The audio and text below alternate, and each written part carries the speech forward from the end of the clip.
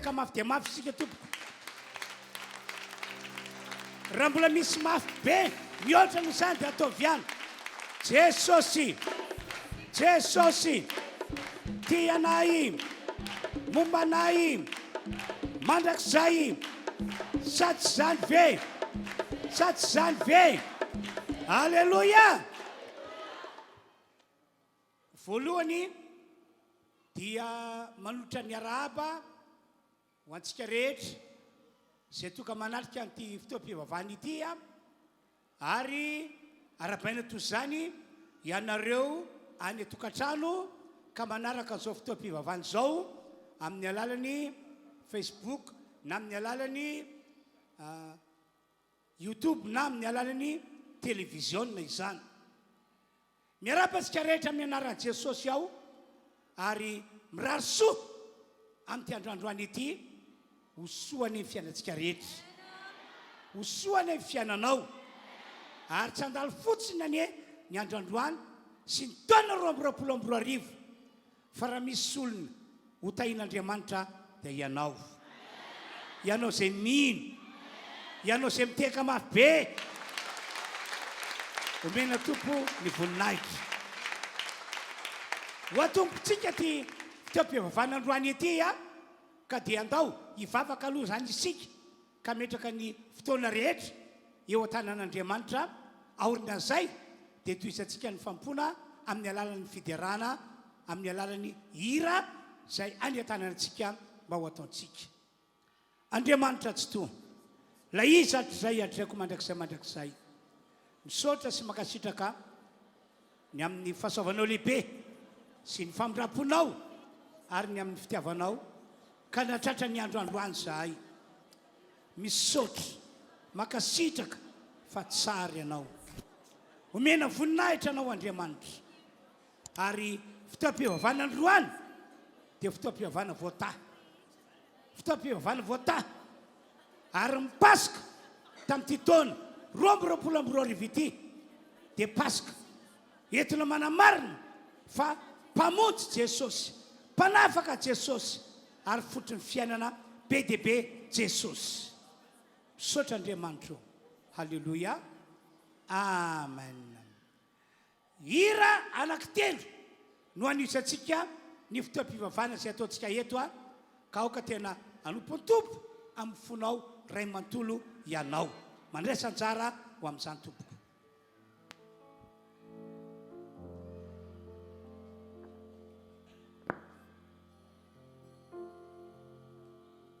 Dia arabaina avokoa isika rehetra androany tratran'izao andro pasika zao na isika eto amin'ny trano fiangonana zany na isika izay any tokantranontsika any dia hoy ao aminao hoe tena ho pasika fandresena ho anao any ety andro androany ity. Androany isika dia ndao tonga dia hiaraka hitsangana avy hatrany raha mety aminao efa eto Jesosy manatrika antsika eto izy mbola tsy teto akory ianao dia izy efa tonga talohanao teto mendrika indrindra zany Jesosy zany omena ny voninahitra tsara indrindra.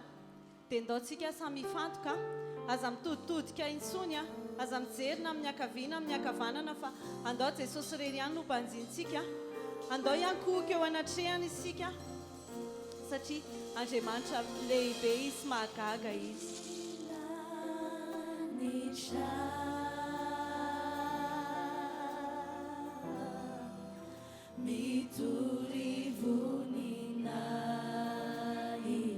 Afantoy amin'ny Jesosy ny fonao sy ny sainao manontolo amin'izao fotoana izao satria tsy manan-tsara izy.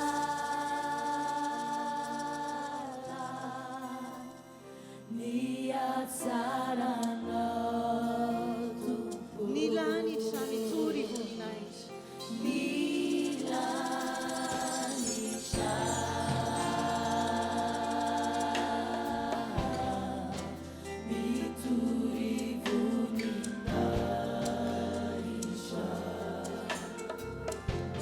Simana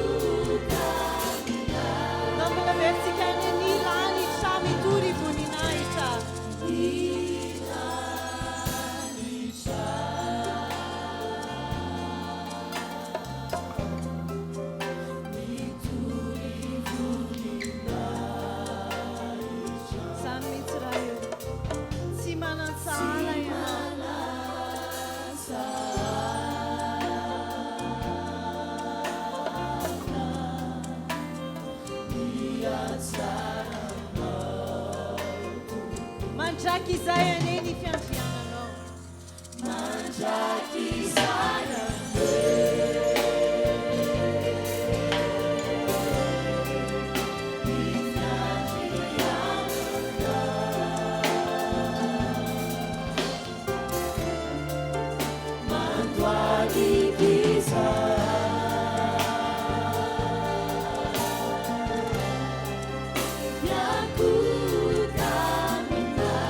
ankalazaina Jesosy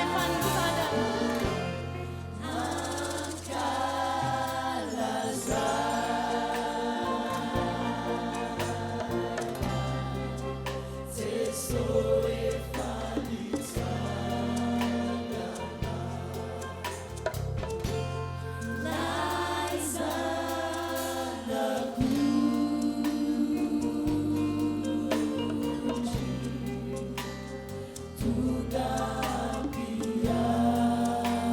mandraky izay ane ny fiandriananao mandraky izay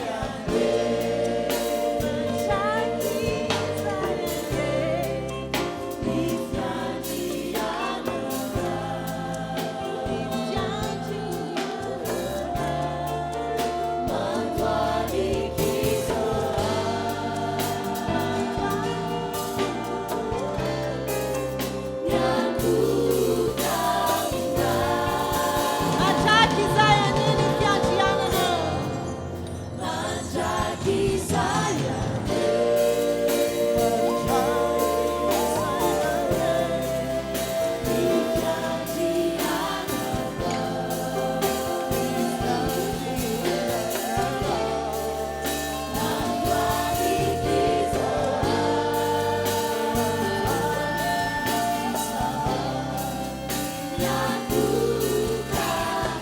mandraky izay ane ny fiandriananao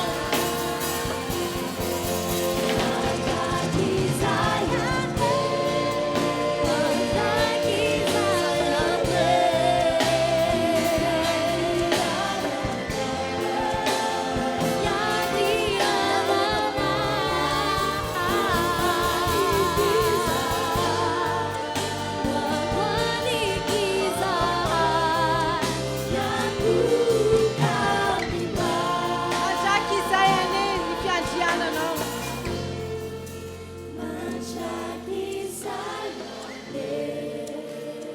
izay ny fiandriananao tompo tsy misy anao le izy atr'izay ka ho mandrak'izay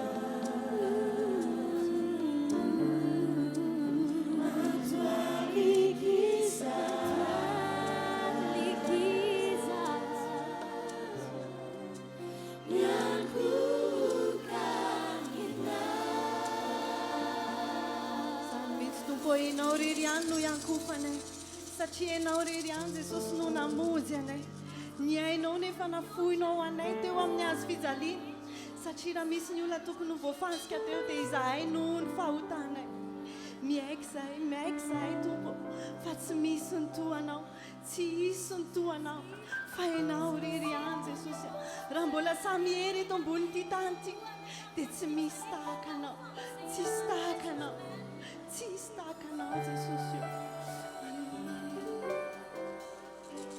Jasamieri zay fantatro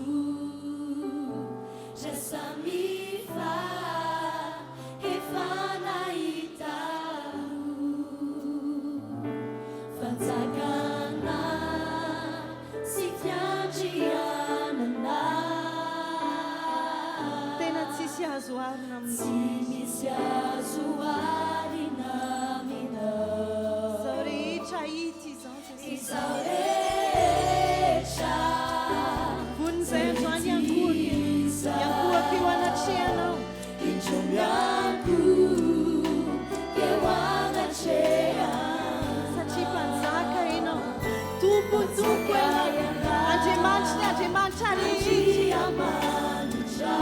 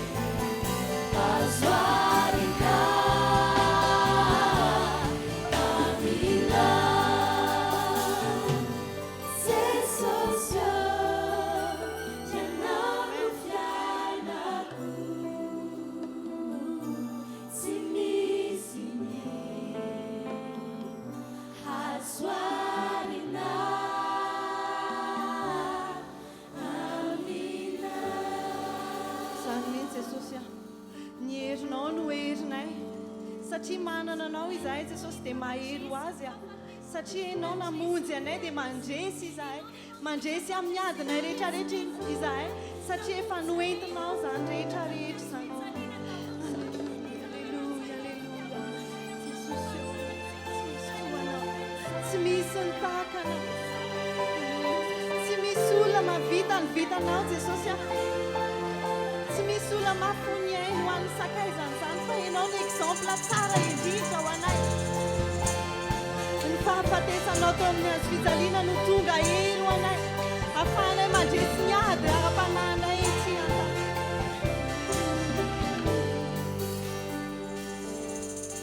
miady ho anay foanianao didinireo an'izay fazavako dia fantatro fanentinao ny fantrese miaro sinanampiaianao sakaizako mpanavotra fasoavanao no iaina guiderako anao Samintsy Jesosy lehibe indrindra ianao lehibe indrindra ianao ianaranao no ionjena mabangina ny daotra fanentinao ny fandrese mierinao mameno ny tempo mitobakatsy sy otriza fasoavanao no iaina guiderako anao Reste Jesosy mifideranay amin'izao fotoana izao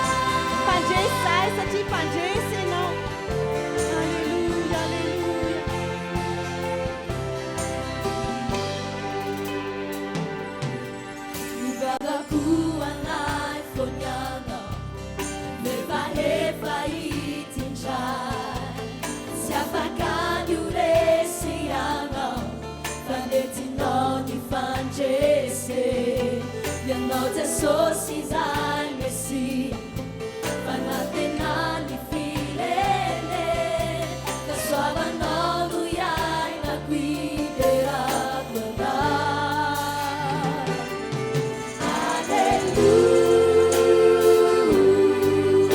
Alleluia fanandresana fanandresana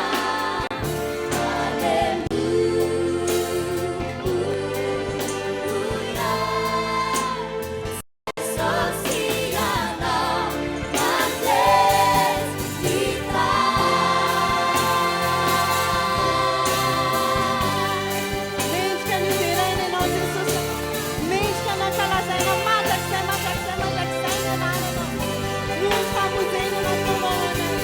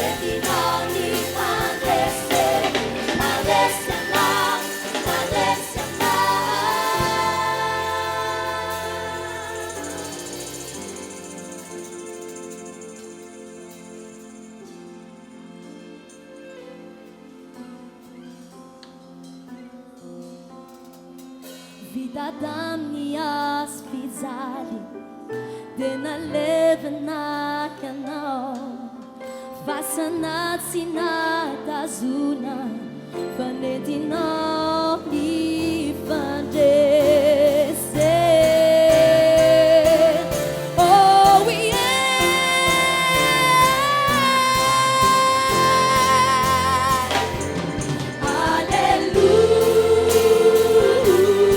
Alleluia fanandresana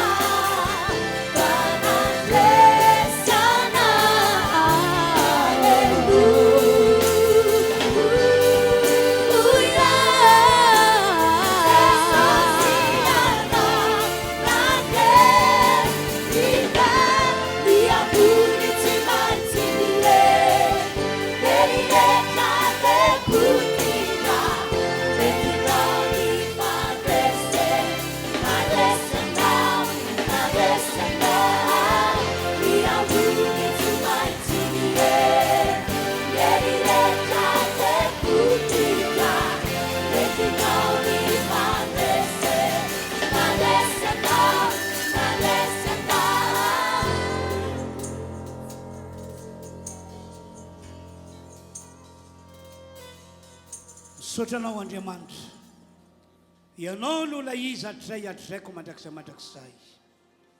Fitiavana lehibe no efa tiavanao anay zanak'olombelona. Halleluia. Dia nomenao ny zanako ilay tokana. Natolotrao ho faty teo ambony hazo fijaliana. Tondra amin'ny fahotana ahy. Nandatsaka ny raha teo ambony hazo fijaliana. Famelana ny elokay. Maty natao paska izy. Amen. Mba ho famonjena, fanafahana, fitahina ho anay. Eny ankehitriny amin'ity androandroany ity dia ndreto izahay miondrika eo anatrianao, mitsoka anao, mame voninahitra anao satria tsara aminay ianao Andriamanitra. Tsara aminay ianao. Halleluia, halleluia, halleluia. Misaotra Tompo. Amen. Makatoerantsika. mbola amafisiko amintsika rehetra ihany a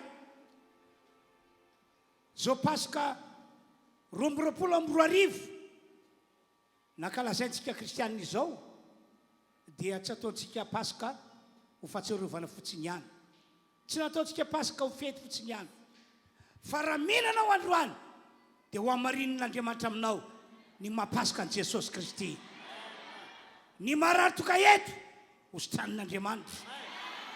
Mety ho enjana be ny fisehon'ny aretina, fa dia niezaka anao ho tonga hamonjy an'izao fotoam-pivavahana izao dia tonga fa amin'ny anaran'i Jesosy. Raha mihinanao fa efa voavony Kristy paska ho antsika, ho sitrana ianao tompoko, ho sitrana ianao. Zany teny ambarako izany dia ho amarin'Andriamanitra ataony tanteraka aminao. Tsy vitsy amintsika angamba ny manana olana, tsy vitsy amintsika no mandalo zavatra sarotra. Fiainana tsy maintsy andalovana zany a raha mbola velona eto ambony tany ety, fa soa ihany fa manana an' Jesosy ilay natao paska itsika. Voavony Kristy paska ho antsika, ary zany Jesosy natao paska zany no lalany nentin'Andriamanitra anafahana anao. Voavonjy amin'ny olana ianao, ho afaka migadra ny devoly ianao, ary anisany mampahery ary andrandraitsika dia ity. Rehefa nanao paska zany Israely tao ambadika izay, afaka zareo dia niala tao Egypta niaraka tamin'ny mini harem-behivavy. Androany ihany koa no Jesosy efa natao paska, tsy miova Masenyora mandrakizay, mendrika no tahina ianao amin'ny anara Jesosy. Fitahina matetika fiainanao, fitahina mioapapana ny fiainanao. Andao hiteka mafiantsika ho an'Andriamanitra. Jesosy, Jesosy, tianay, mombanay, mandrakizay, satsy zany ve? Alleloia. Amin'izao fotoana izao tsika dia andao iroso hitondra ny fanatitra, hitondra ny ampafolony tamin'izay efa nitahin'Andriamanitra anao. Atokany tokoa ny ampafolony, fanaon'ny olon'Andriamanitra fahiny zany, ary tsy misy manakana antsika tsy hanao zany amin'izao vaninandro izao. Ataovy ny ampafolony. Mino aho fa Andriamanitra namarina ny teniny fa hosokafana varavaran'ny lanitra ka ampidina fitahina manambiampy ho anao. Dia tantarantsika manokana ny toerana ny fanatitra fanaontsika mahazatra. Dia zao ny azadino, afaka mandroso ihany koa nefitsika. Tanaro zao ty boaty ity misy an'ilay fanoanana ny missiontsika, toany ny missiontsika fa ho famonjena fanan'olona marobe zany. Andarontsika mbola hanao hira anankiray a, dia ao anatin'izany tsika mandroso mitondra ny ampahafolokarena aty anoloana.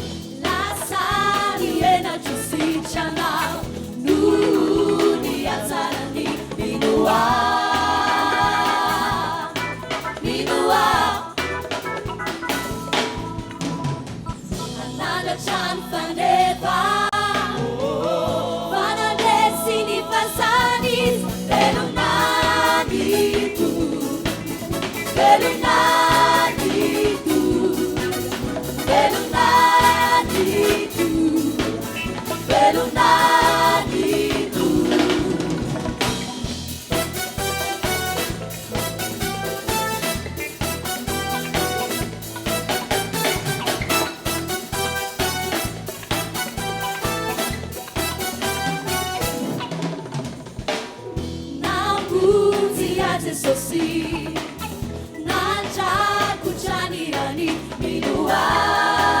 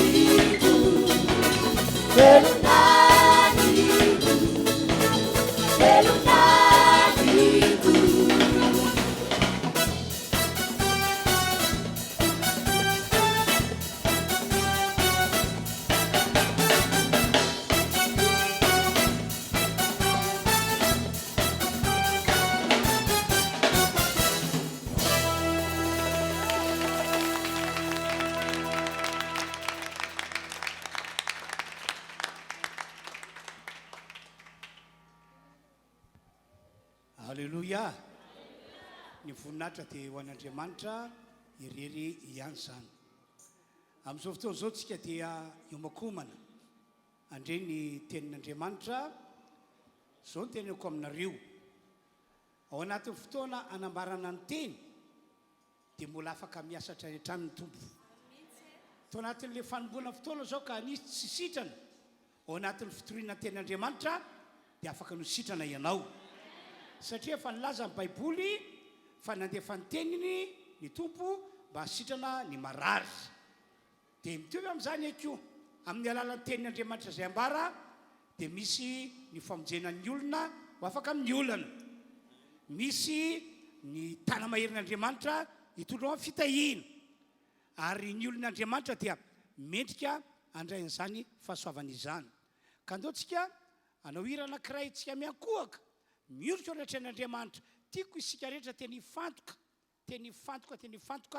amin'izany hira fiankofana izany mba ho fahasoavana ho antsika tokoa ny tenin'Andriamanitra izay mbara amin'izao fotoana izao.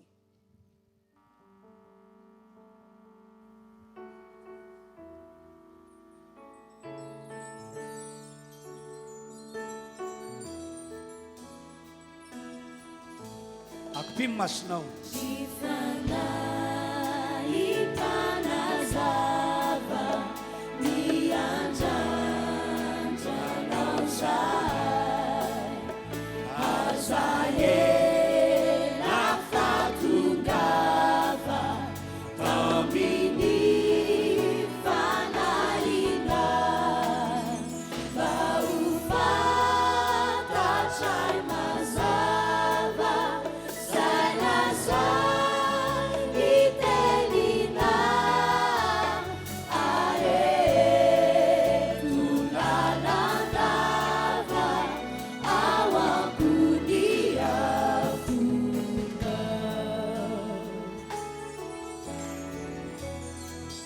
Jesosy mitenena. Jesosy mitenena araka ny fombana aminay izay manantena mandreny feona fomanary sy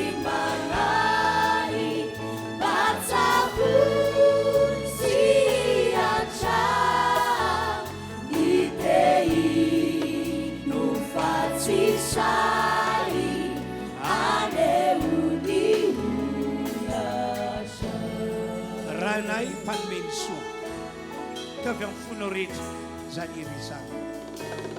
Ranay mpanome ny soa maelo ny atakay ka ny tananao tsy toa ialovinaao anay ny tanora-bataio ny vavety afana mba ho hitanay anio faty ny tenanao.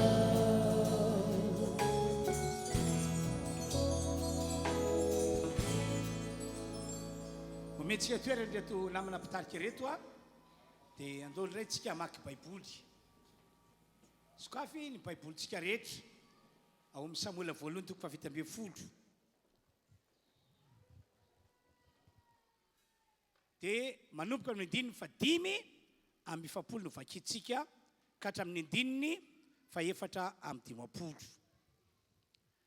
Toy izao no voasoratra ao ka arao tsara. Fa ho kosa Davida tamin'ilay Filistina, ianao manatonay amin'ny sabatra sy ny lefona ary lefimpoy. Fa zao kosa manatonanao amin'ny anaran'i Jehova, tompony maro, Andriamanitra ny miaramila Israely, zay efa noekenao. Anio no aloran'i Jehovanao amin'ny tanako, ary amelanao aho ka napaka ny lohanao. dia omeko ny voromanidina sy ny bibidiny faty miaramila ny filistina anio mba ho fatry ny tany rehetra fa manana Andriamanitra tokoa ny Israely. Ary ho fantatry n'izao fiangonana rehetra izao fa tsy sabatra sy lefina no amin'izay Jehova fa ny Jehova niady ary hanolotra anareo hoe ho an-tanana izy. Ary no niainga ilay Filistina ka nanatona hitsenan Davida dia nandroso faingana Davida ka niazakazaka hoe ho amin'ny laharany miaramila hitsena ilay Filistina. Ary natsofoko Davida tao kitapo ny tanany ka naka vato tao izy ka dia nalefany tamin'ny atsamitady ka navoa ilay Filistina tamin'ny andriny. Ary nilentika tamin'ny andriny ny vato dia apotraka ny akoka tamin'ny tany izy. Toy izany no nandresen'i Davida ilay Filistina tamin'ny vatony atsamitady. Fa namely ilay Filistina izy ka nafaty azy. Ary tsy nisabatra tena tanany dia niazakazaka Davida ka nitsangana teo anilan'ilay Filistina dia nalainy ny sabatra ilay io ka notsoahany tamin'ny tranony dia namonony azy sy nanapany lohany. Ary no nita Filistina fa maty ilay lehilahy maheriny dia vaky nandositra izy. Ary lehilahy amin'ny Israely sy ny Joda dia nitsangana ka nanakora sy nanetika ny Filistina hatranakaiky ny gay sy ny vavadiny ekorona. Ary zay voa tamin'ny Filistina dia niapatrapatra teny amin'ny lalana makany Saraima ary hatrany Gata ka hatrany ekorona. Ary ny zan'ny Israely niverina avy nanetika mafy ny Filistina ka namabo ny tobony koa. Ary ny lohan'ilay Filistina dia noraisin'ny Davida ka netiny tany Jerusalema fa ny fiadiny napetrany tao amin'ny lainy. Halleloia. Mampahery be ny fandehany tantara. Tena mampahery. Engane ka ahita fandresena mezezentsika amin'ity fotoana androany ity. Tanteraka aminareo izay manamainina. Vakitsika indray ny asan'ny apôstôly toko voalohany 4 sy ny 5. Ato amin'ny écran no amakiko azy. Ary niara-ny angola teo aminy Jesosy dia namepetra tsy hiala any Jerosalema fa hiandry ny tefika-asany ray zay farenareo tamiko hoy izy. Fa Jaona nanao batisa tamin'ny rano fa ianareo kosa atao batisa amin'ny fanahy masina. Fa ianareo kosa atao batisa amin'ny fanahy masina rehefa afak'andro vitsivitsy. Andininy fa 7 vetrany. Fa azo hery ianareo amin'ny ilatsamin'ny fanahy masina aminareo. Fa azo hery ianareo rehefa vita batisa amin'ny fanahy masina. Zay ny dikany. Ary ho vavolombeloko any Jerosalema, eran'ny Jodia sy Samaria ary hatramin'ny farany tany ianareo. Alleluia. Ary ao amin'izay ny fizotry ny tantara. Ndray taona nitsangana ny Filistina zay notarian'ny Goliata be. Zany Goliata zany lehilahy lava be sady lehilahy vaventy be ary nanana fiadiana ary fomba amin'ny karazana. Ary tsy nieritreritra ny tenany ho resy zany mihitsy izy. Tsy nieritreritra ny tenany ho resy zany ny Filistina. Nitsangana Filistina zay notarian'ny Goliata be mba hiady amin'ny zanak'Israely zay notarian'ny Saoly. Indrisa anefa tena mampalahelo.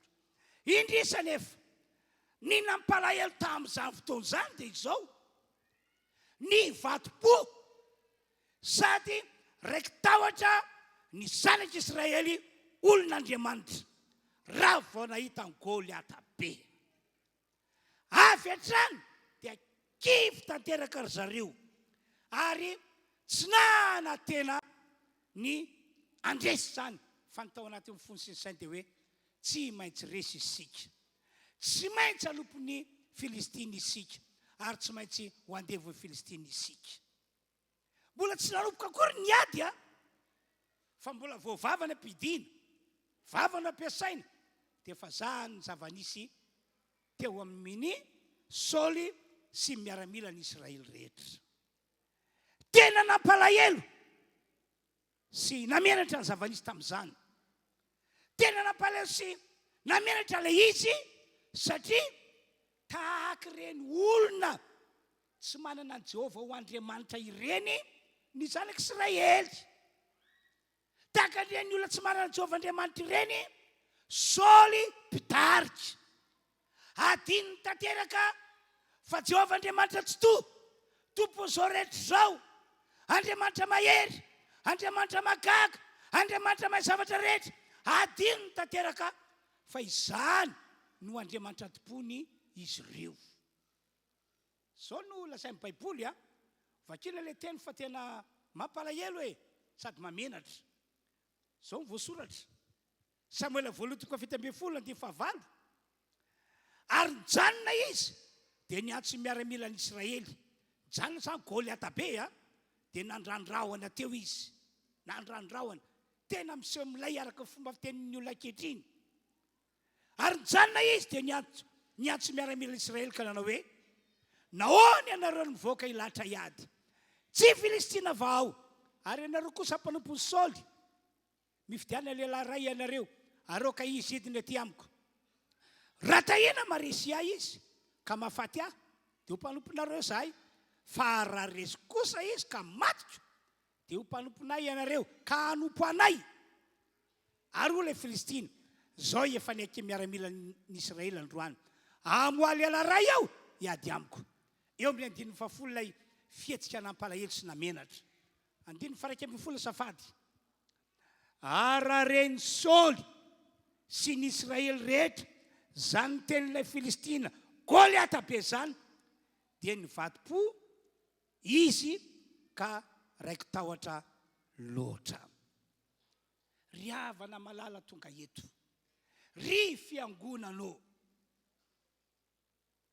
aza mba isan'ny olona tahaka zany ianao isika tonga manarika an'ity fotoam-pivavahana ity. Raha sanatria ka tojo olana na tojo ady, eny na dia olana faran'izay mafy be azy no tonga eo anatrianao, eny na dia ady faran'izay tena hoe mangotrakotraka azy no miseho amin'ny fiainanao, dia hoy aho amin'ny mampanompon'Andriamanitra, solombavan'Andriamanitra no miteny, aza mba isan'ny olona tahaka ny Saoly sy ny miaramilan'ny Israely zany mihitsy ianao. Ianao tsara ke zao teny ataoko aminareo zao hoe eno tsara. Aoko fatatsika rehetrarehetra tonga manarika ty fotoam-pivavahana ity. Eny, ianareo izay manaraka zao fotoam-pivavahana izao any atokantrano any. Nampino kristiana efa ela be tato ianao io. Nampino kristiana mbola vaovao ianao. Ohatra, samby ianao tonga eto androany, samby ianao mamonjy zao fotoam-pivavahana izao. Aoko fatatsika rehetra tompoko fa tsy ny devoly sy ny olana entina akory no mahery indrindra eto ambonin'ny tany.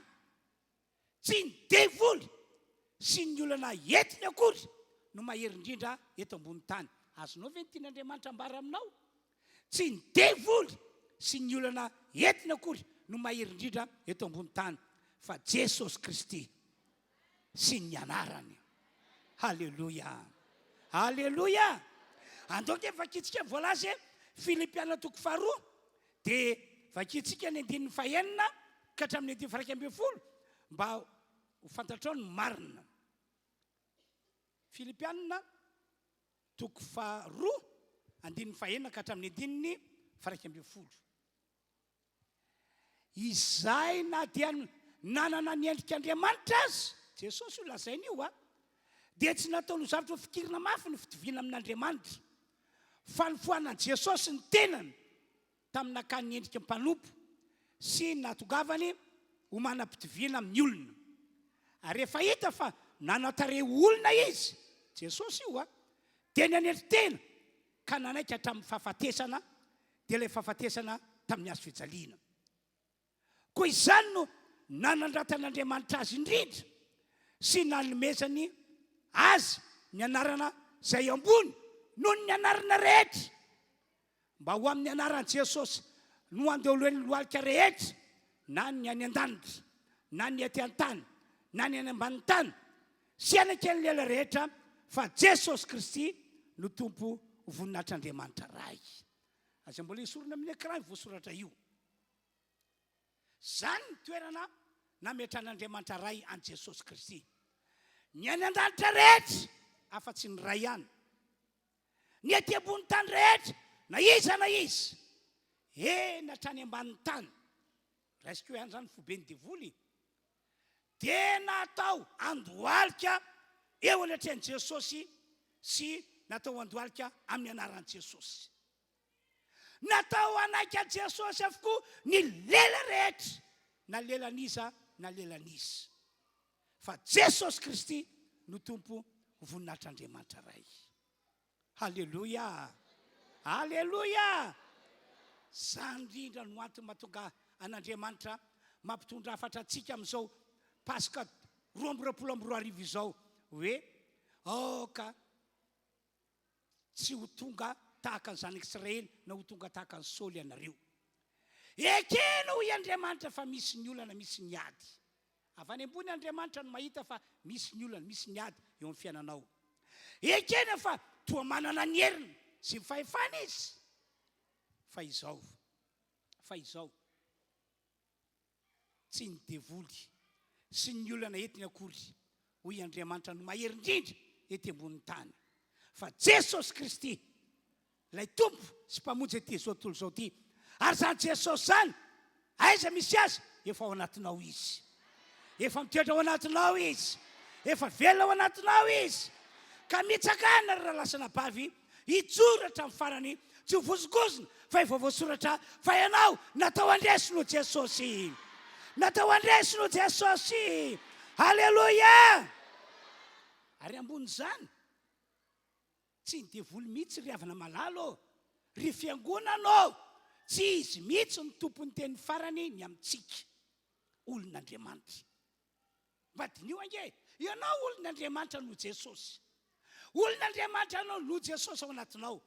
Ahoana no anaken'ny sainao, anaken'ny fieritreretanao fa ny devoly fahavalontsika no tompony teny farany aminao. Marina fa miady izy, mitondra olana, mitondra ady. Marina fa ohatra mampiseho izy hoe zany rôle.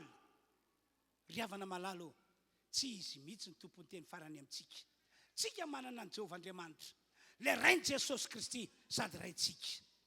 Izy mahafantatra ny amin'izay tokony atao antsika. Izy ny tompony teny farany. Ary raha ny efa hitako anaty Baiboly sy ny efa niainako dia izao. Na inona olana, na inona ady, na manao sy manao na ny heriny dia izao natao tsara fiafara isika. Dikany natao andresy foana isika. Ho tanteraka amin'izay manao amaina mabe. Asioteka mabe tompoko. Halleluja! Ka dia tsy misy tokony atahorantsika ry havana na mpivady-po antsika ny amin'ireo olana, reo ady zay atrena ankehitriny. Ako fantatsika ihany koa fa ny devoly zay fototry ny olana sy fototry ny ady ange tena aoreno amin'izany mihitsy ny finoanao. Ny devoly zay fototry ny olana sy fototry ny ady dia fa valo efa resy ange zareo reo hoe efa tena resy. Efa resy tamin'ny alalan'ny fahafatesany Jesosy tompony azy fijaliana. Efa resy tamin'ny alalan'i Jesosy Kristy natao Pasika. Efa resy. Hebreo 2:2-12. Ahoana ny Baiboly? Alefaso amin'ny écran malaky le izy. Hebreo 2:2-12.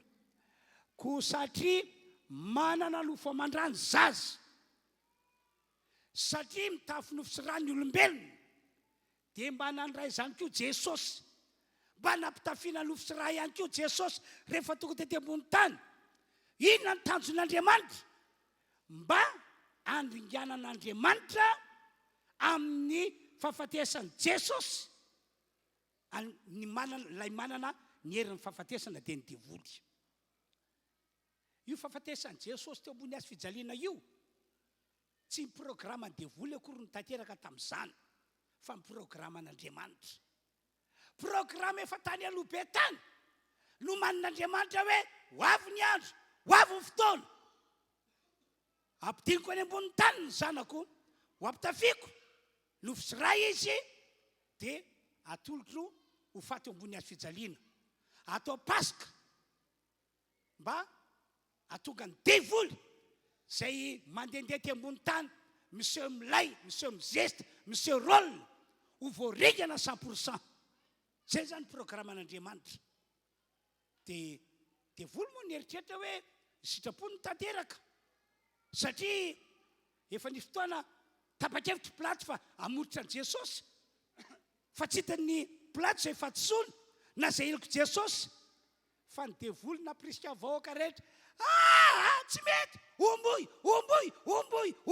omboy eny aro plato manasa tanana tsy manino sasao ny tananao fa omboy io vono io dia novonona tokoa Jesosy kanjo vo maty Jesosy avy hatrany dia korotana ambony ambany ny fanjakany devoly korotana ambony ambany devoly tsy napozy mihitsy fa nivadika hozavadoza ho an'ny devoly sy ny ekipandrehetra ny fahafatesan'i Jesosy Kristy teo ambony hazo fijaliana. Andao hisaotra an'Andriamanitra amin'ny alalan-tehaka isika. Halleluja! Amen, amen. Asiteka fara zay mahabe tompoko. Zao zany ambarako amintsika. Devoly fahavalo fotry ny olana sy ny ady zay atrenao ankehitriny fahavalo efa resy tamin'ny alalan'ny fahafatesan'i Jesosy izany. Ambony zany rehetrarehetra zany efa nomen'Andriamanitra antsika piny ny fahefana sy ny hery entina mandresy ny devoly mpitondra olana sy mpitondra ady. Efa nomen'Andriamanitra antsika. Ny devoly miezaka manafina zany fa raha ny marina efa eny an-tananao efa eny aminao ilay fahefana sy ilay hery. Ahoana Jesosy liko toko 720 marina ny teny natao Jesosy ary ho amarin'Andriamanitra eo amin'izay miny le teny. Andao vakitsika voasoratra indro efa nomeko fahefana anitsika mianarana sy mainka sy andresy ny rehetra ananany devoly ianareo. Efa nomeko fahefana any amintsika zany zao fahefana sy ny hery etsika manitsika mainka sy ny mianarana ary mandresy ny rehetra anana fahavalo. Dia zao aza matahotra tsy sampaninanareo kory zany. Ianao zay mieritreritra hoe mamono biby tsy nafaty dia fitoeran-drambony fa ny devoly rehefa tsantsika resatra amin'ny farany no Jesosy Kristy zay fa maty teo ambony hazo fijaliana. Halleluja. Ka tiako ambara zany dia zao manentana anareo aho piny tokoa ve anao tonga eto efa nandrain'i Jesosy ve anao tonga eto raha eny ny valiteninao dia zao aza matahotra mihitsy ianao aza mifadimpo zany ianao manoloana ny olana sy ny ady na inona olana sy ady na inona hery sy fahefana dia zao ihany aza matahotra mihitsy ianao ao ka hanana finoana sy fatokina tahaka ny mpanao salama. Ny mpanao salama nge tsika moa mamaka ty salama ity dia ohatra mieritreritra hoe tena mahery be rangahy zareo fa ny mpanao salama dia tahaka atsika rehetrarehetra mba nandalo olana mba nandalo ady fa nampiavaka azy nanana finoana sy fatokina ry zareo. Ohatra salama 5:7 zao dao vakitsika ny 1 ka hatramin'ny 7. Salama 46:1-3.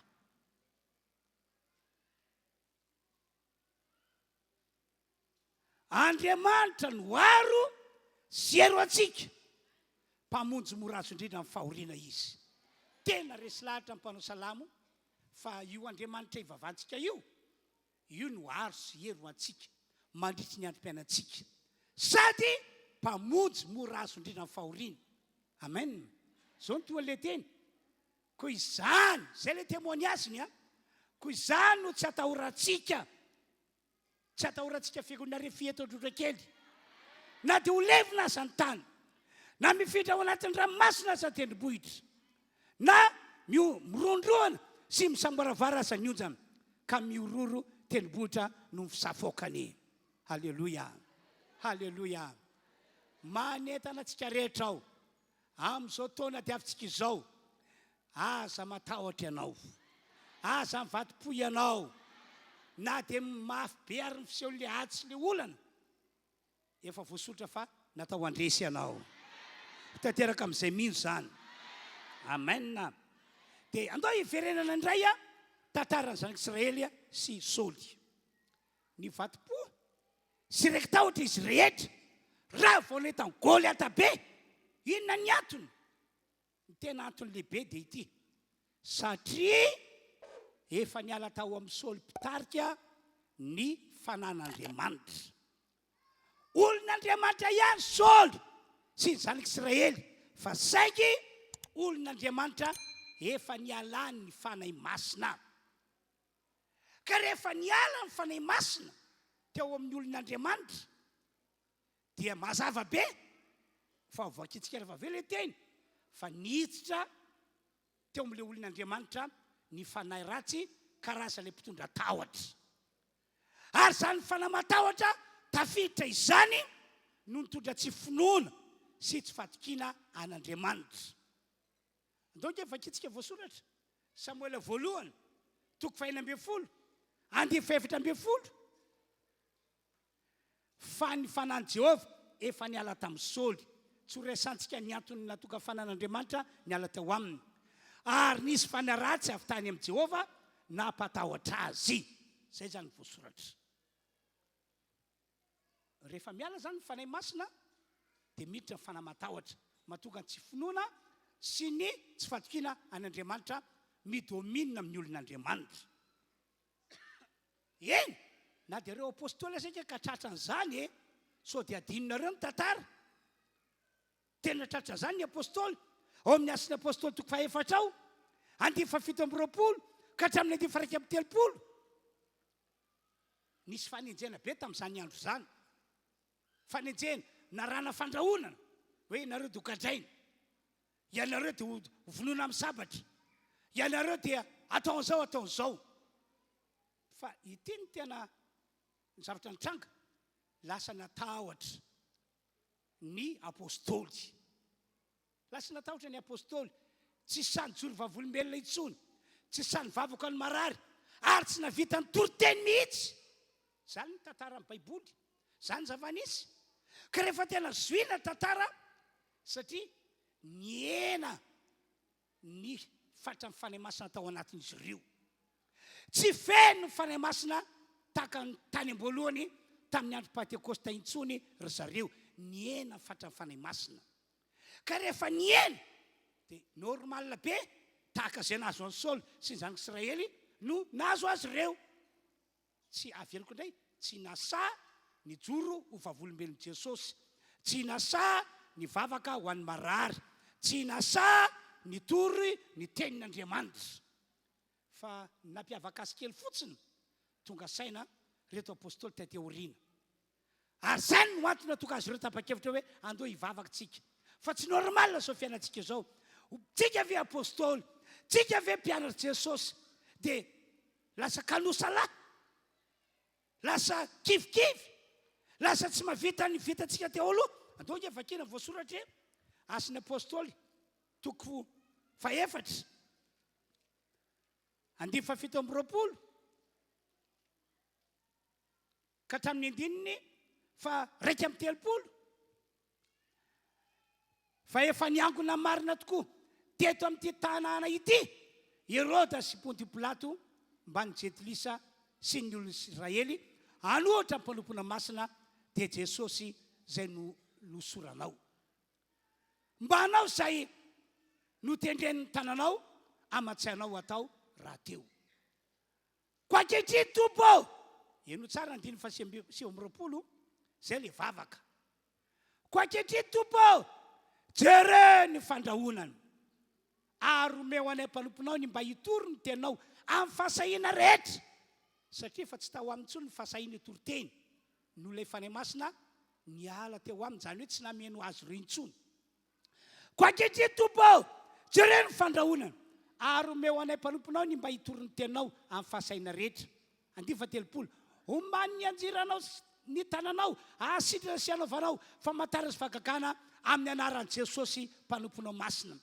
Mba ho togo aminay ny fahasainy toroteny, ho togo aminay ny herin'ny tananao manasitrana sy ny herin'ny tananao manao famantarana ary ny herin'ny tananao manao fahagagana amin'ny anaran'i Jesosy. Dia ity mampahery 2:3 ary rehefa nivavaka izy dia niofitrofitra ny trano izay niangonany dia feno fanahy masina izy rehetra. Halleloia. Ka dia nitory ny tenin'Andriamanitra tamin'ny fahasahina. Tanao rehefa latsaka indray ny fanahy masina dia niverina tamin'ny fiainana teo aloha, na sa ny toroteny, na sa ny jory vavolombelona, na sa ny vavaka ny marary, na sa nanao fahagagana tamin'ny anaran'i Jesosy Kristy. Ry fiangonano, ry havana malala toga eto, eno tsara indray izao fanazavana sy fanahitana ataoko izao amin'ny maha-olon'Andriamanitra anao, satria kristianina ianao, efa nandray an'i Jesosy ianao, efa manana an'i Jesosy ianao, olon'Andriamanitra zany no ilazana anao. Ka amin'ny maha-olon'Andriamanitra anao tsy mety raha ohatra ka tsy mbola nandray ny fanahy masina ianao. Tsy mety ihany koa raha ohatra ka hoe efa niala teo aminao ny fanahy masina. Zany ange no fototsy ny olana teo amin'ny Saoly sy miaramilan'ny Israely rehetra.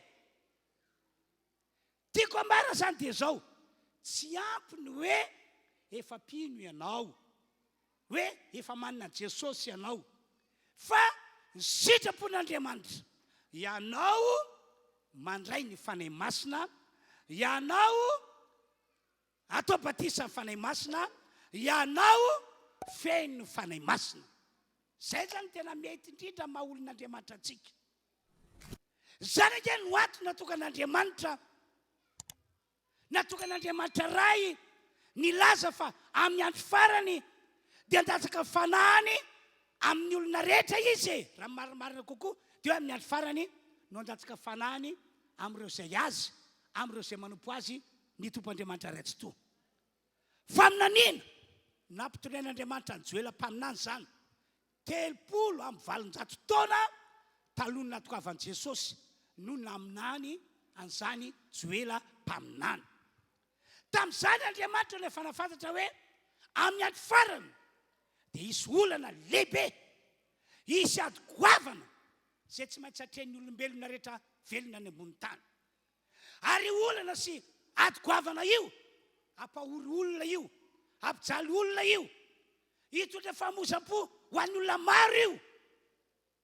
Dia izao ny fanapa-kevitr'Andriamanitra, ny vahaolana amin'izany andro izany, ny oloko, ny mpanompoko dia omena ny fanahy masina mba fa ny joro hiatrika ny olana, hiatrika ny ady. Amen. Fa tsanatria ho kivy izy, na raviravitarana izy, na emotra izy, na hiala amin'Andriamanitra izy. Omeko azy ny fanahiko, ahitiko any aminy ny fanahiko ahafany joro tsara hiatrika ny ady sy ny olana, ary mba hivoany ho mpandresy.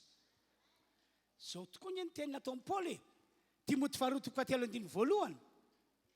Aoko fantatrareo fanyaparany ihany dia hisy andro mahory. Any aparany ihany dia hisy andro mahory. Fa saingy ny vahaolana dia ianao mpino olon'Andriamanitra manana fanahy masina, vita batisa fanahy masina, voatafy ny herin'ny fanahy masina. Ny olona tahaka izany ihany ry havana amin'izao vaninandro iainantsika izao no azo antoka fa andresy ary ho tsara fiafara.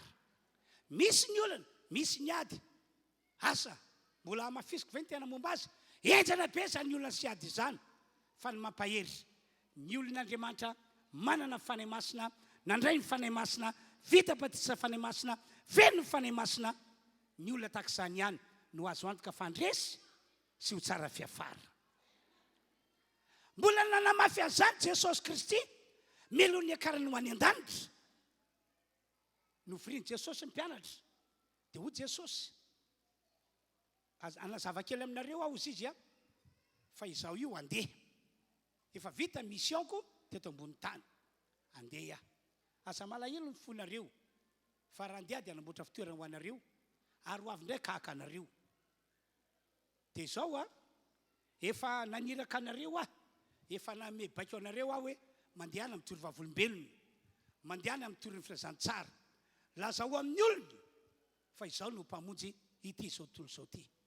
Entre parenthèse maniraka antsika rehetra ihany koa ny tompandriamanitra ankehitriny. Raha tena pino anao, raha tena manana an Jesosy anao, asa pino mpiangona fotsiny anao, na pino mpamonjy fotoam-pivavahana fotsiny. Fa meteza ho vavolombelon'i Jesosy, meteza hitory vavolombelona, meteza hitory firazantsara. Ary manana tanjona fa amin'ny alalanao dia isy olona marobe ho voavonjy eto ambony tany. Amen na. Fa izao Jesosy na dia zany aza mbola miala eto tanàna ianareo aza mbola miala eto Jerosalema aloha ianareo zao mantsy Jauna nanao batisinareo tamin'ny rano, fa ianareo afaka andro vitsivitsy atao batisa amin'ny fanahy masina. Zava-dehibe hoe natao batisa ny rano ianareo mbo feno famonjena. Tsika tokoa nge ry havana ho an'izay tsy vita batisa tokony fiomakomana iroso amin'ny batisa ny rano asitrike, fa zany mahafeno famonjena. Dia ho Jesosy avy eo fianareo atao batisa amin'ny fanahy masina rehefa afaka andro vitsivitsy. Zany hoe ho fihainon'ny fanahy masina, ho tafiana amin'ny herin'ny fanahy masina, ka asa mbola miala eto tanàna aloha ianareo fa efa nanao tefikasana ny raintsika fandatsika fanany amintsika. Zany matsy fa fantatry Jesosy fa hiatrika ady vaovao indray reto mpianatra, hiatrika olana vaovao. Dia hainy Jesosy hoe raha mbola tsy nandray ny fanahy masina reto dia ho tahaka ny taloha ihany ny fiainana. Teo aloha matsy raha ny tety velany tena nafanafo an'i Jesosy reto mpianatra. Nisy fotoana azy nilaza Jesosy hoe ho samborina ny zanak'olona, ho atolotra eo tanam-panota ny zanak'olona, ho volona ny zanak'olona. Fa Petera mihitsy ny teny tsy atomboko. Ary raha fahafatesana vonona izay hiaraka aminao, vonona izay. Dia tamin'izany moa Jesosy nafantatra hoe tena tsy hainy reto zavatra hitranga. Tsy mbola nandray ny fanahy masina mantsy izy ka possible nisy ny fiainana tsarak' izany teniny izany. Dia ho Jesosy, Petera, tsy mbola misy akoho manenao akory dia andahy intelo anao. Tonga saina Petera, za zao ve dia andahan'i Jesosy? Raha misy olona mahafana indrindra ato amin'reto apôstôly, za dia za ve dia andahan'i Jesosy? Fa nieritreritra teny ihany izy. Tonga ary ny fotoana nosamborina Jesosy tao amin'ny saint Getsemane, tonga tao amin'ny mpamadika, niaraka tamin'ireo ekipa mpamadika mba hisambotra an'i Jesosy. Inona ny tranga? Nandositra ny apôstôly rehetra tsy arak'ilay vavana, hatramin'ny Petera azy manandositra. Ka rehefa tsaraina Jesosy dia harivariva ny andro, dia fanao ny jiosy mamely nafo, dia mitany nafo dia mihaino izay vaovao. Dia Petera koa mba ny andro izay fiafarany tantara. Reo mpianatra namany moa tsy hay mihitsy hoe nakaiza na nakaiza, samy namonjy ny ainy, fa zava-doza ity. Dia nandalo ny ankizy vavy anankiray, nandalo dia jerena, mpianatra Jesosy io, azafady, mpianatra tsy lehilahy itsy anao? Tsy fantatra zany lazainao zany? Tsy fantatro. Tonga dia nandabe tsotro zao Petera, lasa iny tsy soitiny. Tonga indray ny ankizy vavy anankiray, azafady, tsy galilianina ve ianao? Fiteninao manambara fa avy any Galily ianao? Modikisa be zany.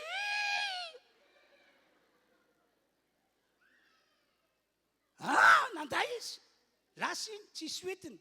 Tonga indray ny ankizy lahy anankiray,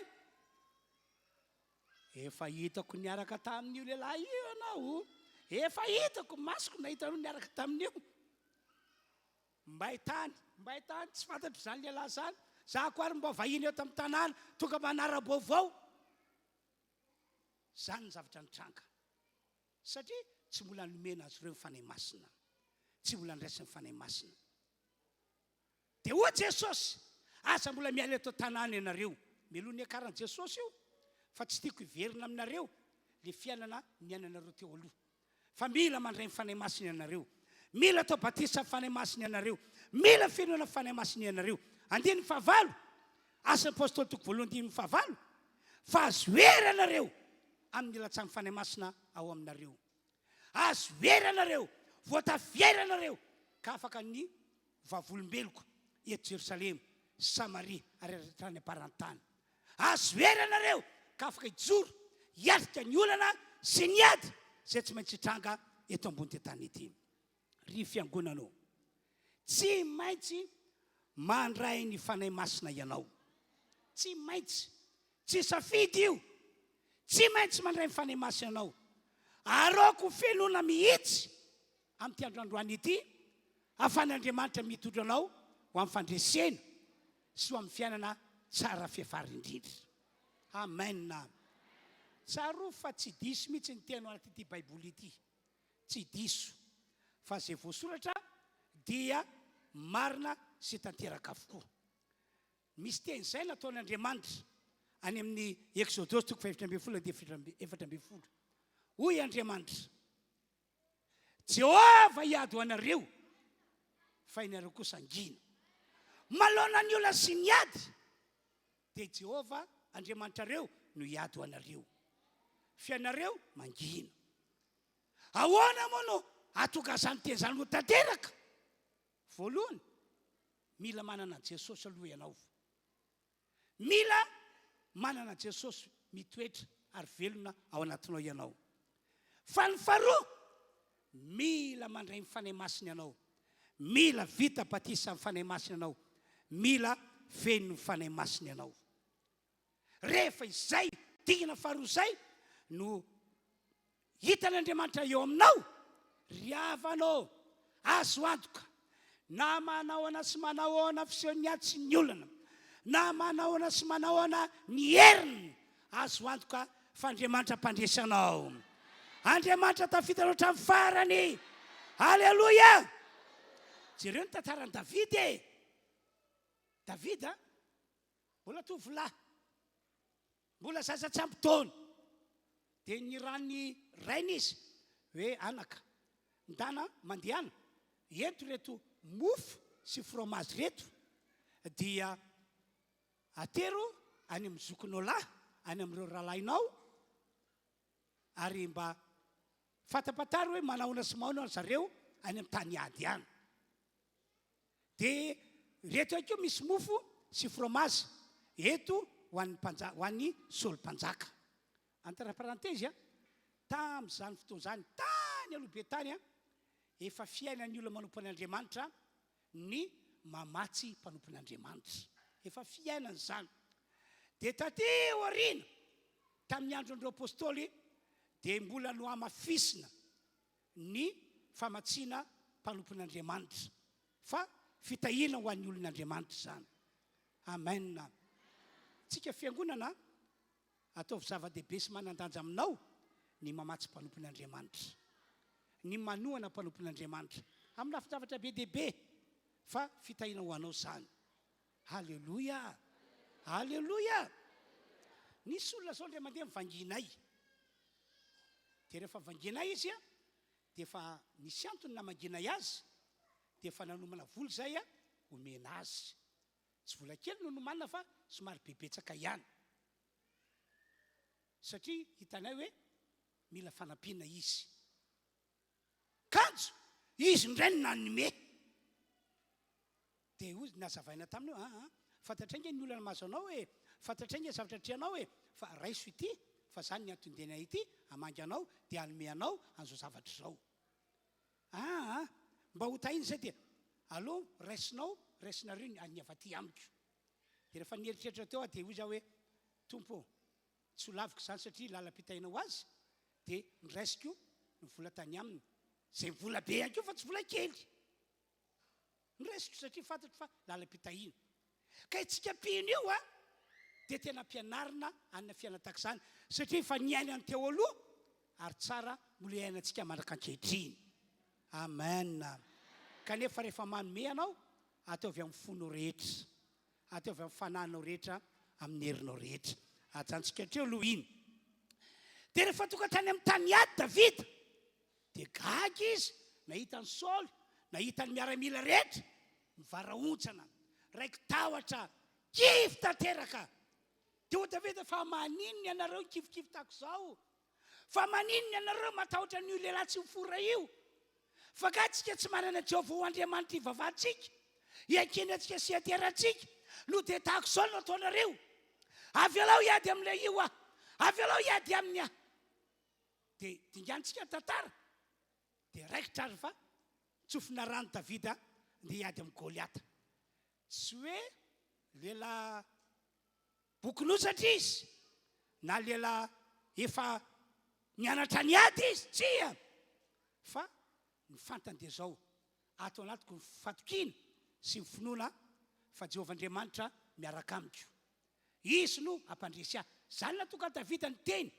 ianao Goliata manatonay amin'ilay lala sabatra sy ny lefona ary lefipoy za tsy manatona anao amin'izany fa amin'ny anarana Jehovah Andriamanitra Israely no anatonako anao tiany ambara dia hoe za tsy miankina amin'ny sabatra tsy miankina amin'ny lefona tsy miankina amin'ny lefipoy fa za miankina amin'ny Jehovah Andriamanitra avetsy zany finoana sy fatokiny zany satria efa nandray mifanahy masina izy efa no fiainoana mifanahy masina izy dia toka tao amin'ny finoana sy ny fatokina andonka efa kitsika voalaza amin'ny baiboly ato amin'ny Samuel voalohany toko 4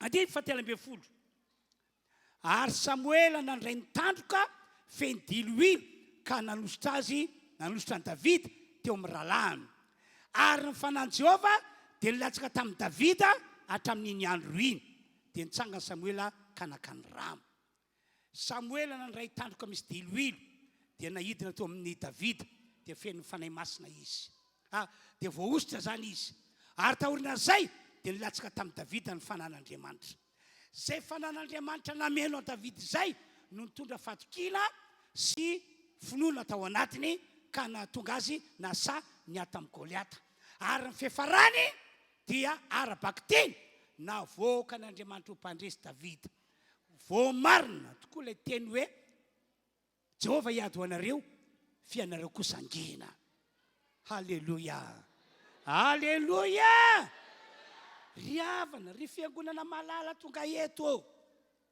ny tian'Andriamanitra tongavana zany amin'ny androany ity dia ny hoe andao ianareo rehetra aneo fanirina sy etaeta miandray ny fanahy masina androany ny vita batisa fanahy masina ny voatafin'ery ny fanahy masina fa ho hitanao fa hiavaka ny maolon'Andriamanitra anao mandritra ny fahavelomanao eto ambony tany amen tsy misy olombelona tsy mandalo olona tsy mandalo ady zany na ny tenanay zao range efa impirina andalo olona impirina andalo ady tsy ho tantaraiko aminareo ny ady natreno fa ty ramasoko ity efa tena mipatrapatraka tsy nijanona ny heritreritra le olana sy le ady natreko hoe Andriamanitra zao mpanompon'Andriamanitra mpitoroteny mpivavaka ho an'ny olona no mandalo an'ity olana sy ady ity tena tsy indray mandeha na indroa tena mipatrapatraka ny ranomasoko fa tsy nakivy azy zany satria fantatro ilay Andriamanitra ivavahako ny nataoko dia nisaotra an'Andriamanitra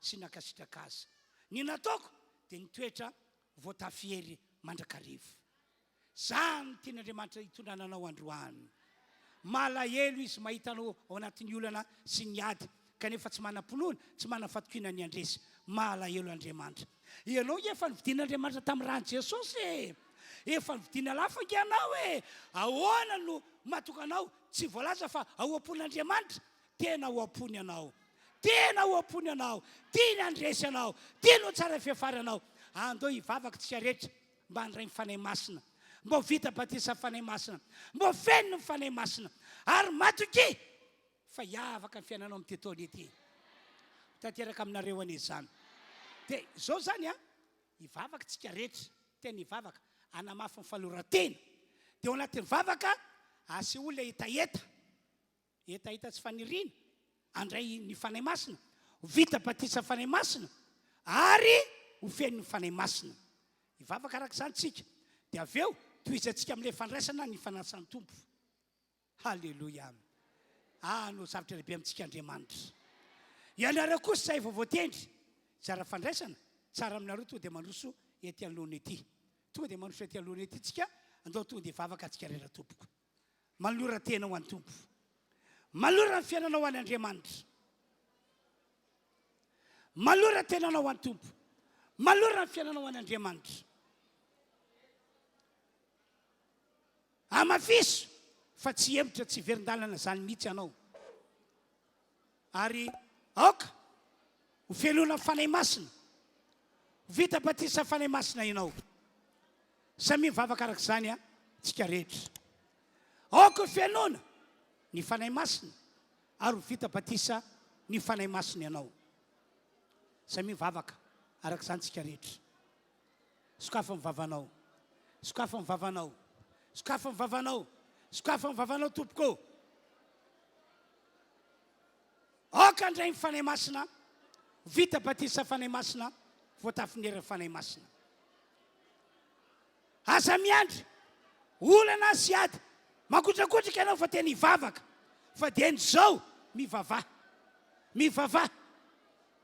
satria tsy maintsy ho avy ny olana tsy maintsy aseo ny ady ka dia mivavah aoka ho fianona ny fanahy masina ianao aoka vita batisa fanahy masina ianao halleluia halleluia halleluia halleluia halleluia halleluia misaotranao Andriamanitra misaotranao tompo lay tsara lay mpanao tsara lay mahay zavatra rehetra halleluia halleluia misaotra tompo misaotra misaotra misaotra misaotra misaotra misaotra misaotra halleluia amen amen midina ny fanahy masina vita batisa fanahy masina feno ny fanahy masina ianao dia afaka hijoro malona ny olona sy ny ady ary anina finoana sy fatkina fa tsy maintsy voako mpandresy halleluia ary andray fanasany tompo isika dia tena hiavaka ny maolona mpandresy anao halleluia amen amen amen amen amen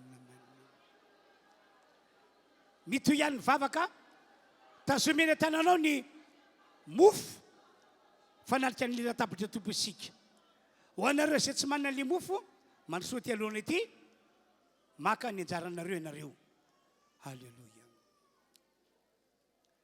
o ny rany Jesu o ny rany Jesu o ny rany Jesu mampandresy ahy mampandresy ahy o ny rany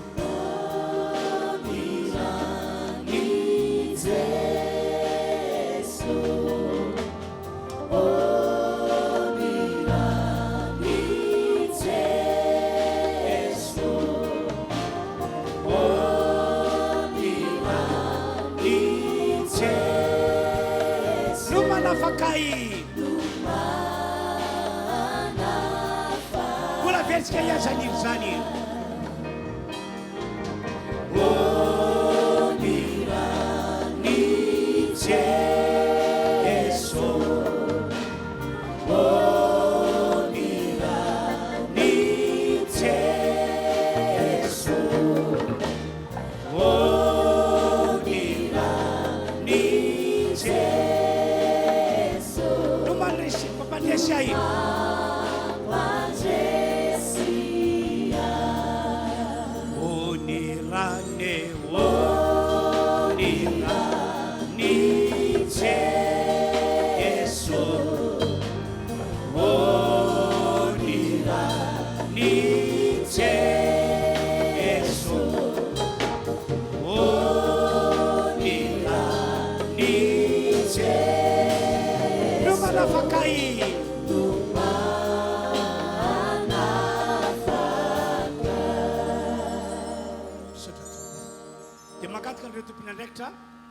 izara ny divay hoe ny atanatsika tompoko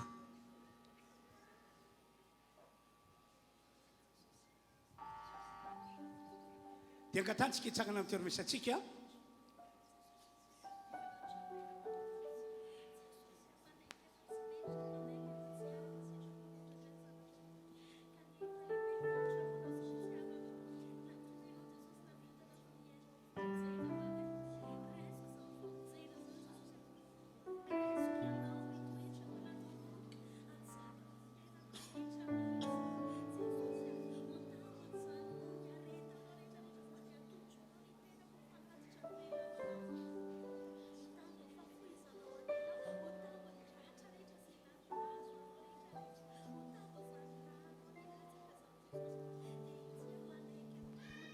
Samy mivavaka izy, tsy mbola mihinana misotra aloha tsika fa iandry ny fitenenana ty anoloana.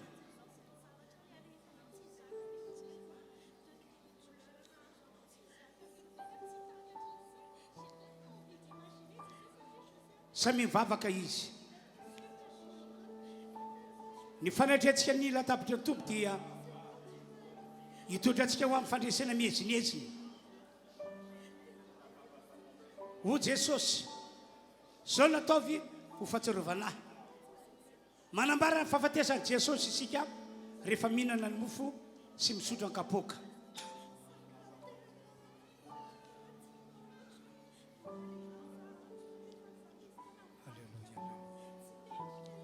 Halleluja, halleluja.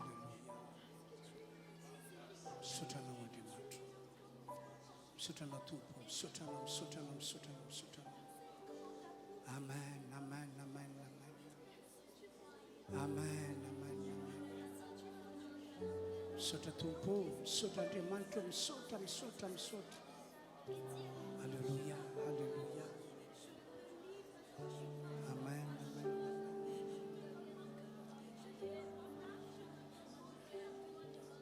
Halleluja. Samy mivavaka izy. Tanjonanao dia hivoaka mpandresy tokoa ianao aoriana ty fotoam-pivavahana androany izay iarahantsika manao ity. Mianana finoana sy fatokina fa hivoaka mpandresy ianao.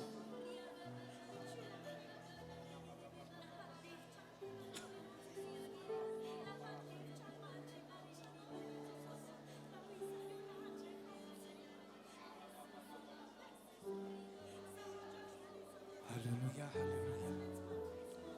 Misaotrana tompo, misaotrana ho Andriamanitra. Misaotrana tompo, misaotrana Andriamanitra.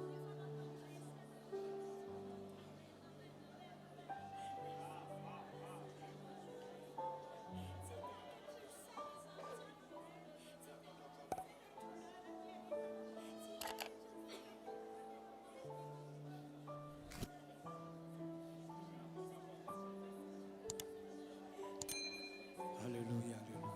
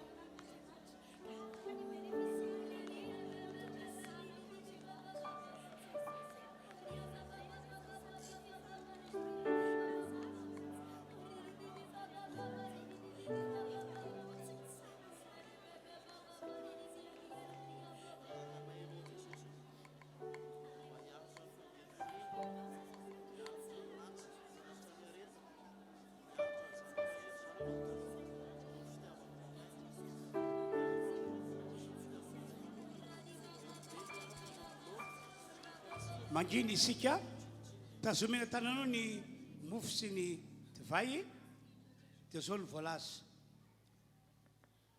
dia nandray ny mofo Jesosy dia nisaotra an'Andriamanitra ary novakiny zany mofo zany dia hoy izy ity ny tenako zao nataovy fahatsiarovanahy raha mihina tomo fotoany ianareo dia manambara ny amin'ny fahafatesako Jesosy tokoa araka voalazan'ny Baiboly dia nosamborina no kapohina no potipotena ny vatana ny nofony niaritra n'izany rehetra zany izy araka voalazan'ny Baiboly maty nitondra ny fahotantsika izy ary maty ho fanafana antsika amin'ny heriny fanahy mampanota ary nokapohina sy nopotipotena ianky nofony fanasitranana ny marary zay notsika eny amin'izany teny zany dia ho amarin'Andriamanitra ho fiainantsika dia ho Jesosy hano ity ny tenako izy dia ho hitanao voninahitr'Andriamanitra fa ho amarin'Andriamanitra zany raha mihinana ny mofo anao amin'ny fonao rehetra ano zany tompoko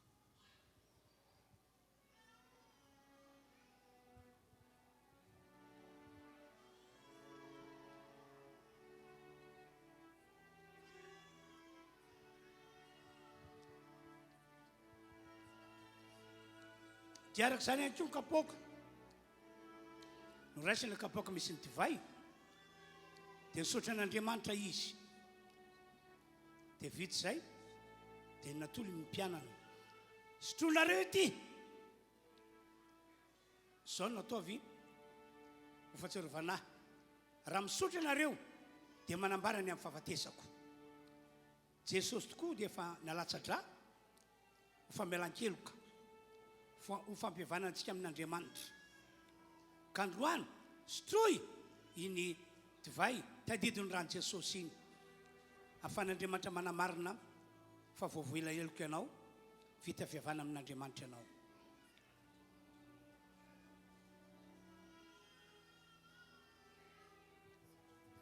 ry Tompoandriamanitra io saorana ny anao zay nampaheranay tamin'ity androandroany ity ka nafanay nanatrika ny latapatrao ny mofo sy kapoaka zay nosotroanay teo dia ikainay amin'ny finoana fa tadidiny tenanao sy ny ranonao nalatsaka teo ambony hazo fijaliana zany no nataonay entinay manambara ny amin'ny fahafatesanao ka dia anio ny voninahitrao eo amin'ny fiainanay ianao ary anamarina fa efa voavony tokoa Jesosy pasaka ho anay famonjena ny fanahinay ho fanafahana anay ary ho fitahina ho anay ihany koa misaotra tompo misaotra makasitraka anao zahay halleloia miterana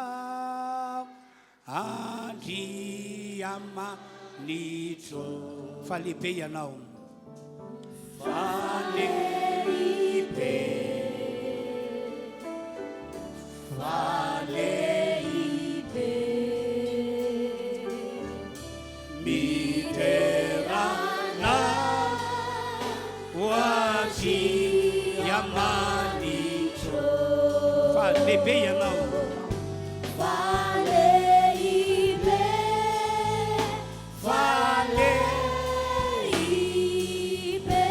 miterana Jesosy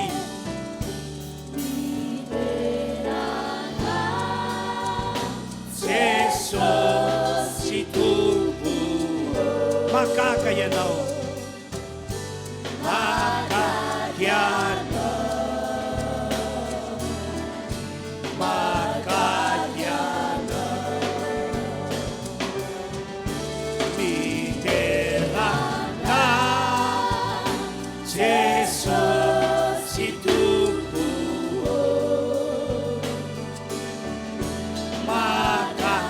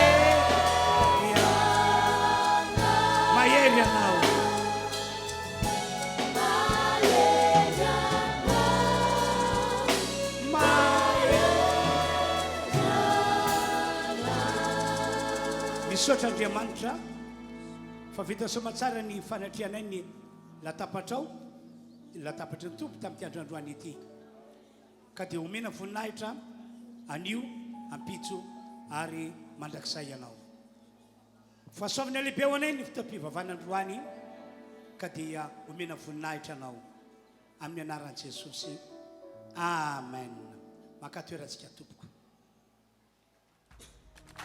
ny filazana